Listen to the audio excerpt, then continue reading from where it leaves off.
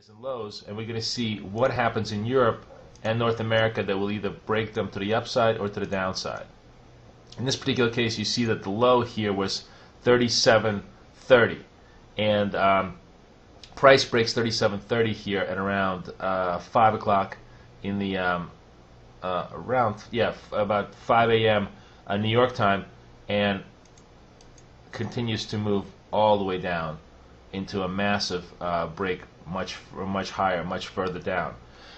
So the bottom line is you're only looking for the break of the Asian session, because Asian session tends to be the consolidation session of the Forex market, and price will establish trend either in London or New York, because that's where all the news comes out from. And news is the critical determinant between high probability and a sort of a medium probability trade in the session-based breakout. Because you can have two types of breakouts. You can have a price breakout where price simply breaks out without any fundamental news behind it, which is a weaker and less highly probable effect, because what they're doing is they're simply trying to take out the stops, but they don't have any fundamental fuel to drive the price further in the direction. Or you can have a news breakout, in which case it tends to be a lot more powerful, because not only do you have the break of the stop on a technical basis, but you have the fundamental fuel to actually direct the price into the flow of where the fundamental news is. So that's the critical difference. If you can get a price break on news, you generally have a much higher probability view of the direction of the move. And as I said last week, the key thing that I want to do with this type of setup is you always want to take action with a two-lot position, where you will establish one lot, take a short profit on the first lot, let's say, I don't know, 15, 20 points. Generally, I want to take only 15, 10 points on the first position, and then trail the move all the way down. And my stop in all of these setups is never more than 20 points. So if I'm short at 37, 37.35, I'm not going to be able to. I'm going to put my stop at 37.55, because generally, if the price is going to break and then retrace, if it retraces for more than 20 points, you're just wrong, or it's just consolidating, or it doesn't have enough power to really take it through.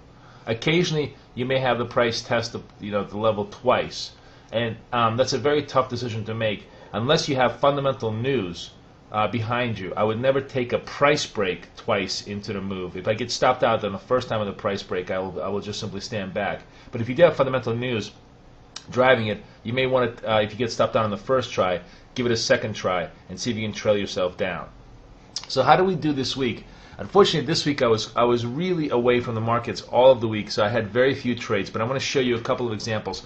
None of them, by the way, follow my favorite method of using 2 units and a trail.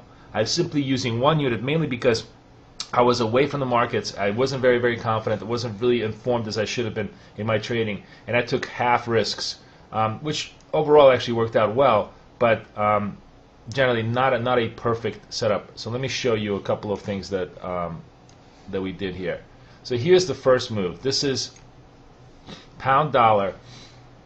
Wednesday into Thursday, and as you can see, this is let's just back up here. Asia session highs, lows, right? I'm going to demarcate this for you.